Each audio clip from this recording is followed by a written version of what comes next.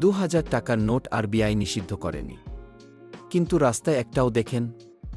কোথায় গেল এত নোট? নোট আছে, সার্কুলেশন নেই। কি করে সম্ভব? আরবিআই কি চুপি চুপি তুলে নিচ্ছে? প্রথম কথা, ২,০০০ টাকা লিগ্যাল টেন্ডার, মানে ব্যবহার করতে চাইলে আজও পারবেন। কিন্তু আরবিআই ছাপানো বন্ধ করেছে। ব্যাংকে জমা দিলে আবার বাজারে ছাড়ছে না। এটাই হলো প্যাসিভ উইথড্রওয়াল। ধীরে ধীরে নোট বাজার থেকে অদৃশ্য। দোকান, ব্যবসায়ী ঝামেলা এড়াতে নেওয়া বন্ধ। মানুষও ছোট নোটে কনভার্ট করছে। ফলে সার্কুলেশন একদম ড্রাই। আরবিআই চায় ছোট নোটই ঘুরুক, ৫০০ ইকোনমি।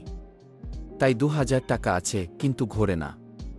ভবিষ্যতে ফেজ আউট হওয়ার সম্ভাবনা ৯৯%। ২,০০০ টাকা হারিয়ে যায়নি, আরবিআইয়ের স্ট্র্যাটেজির কারণে সার্কুলেশন ডেড। এমন অর্থনীতি বিশ্লেষণ পেতে ইকো কথা চ্যানেলটা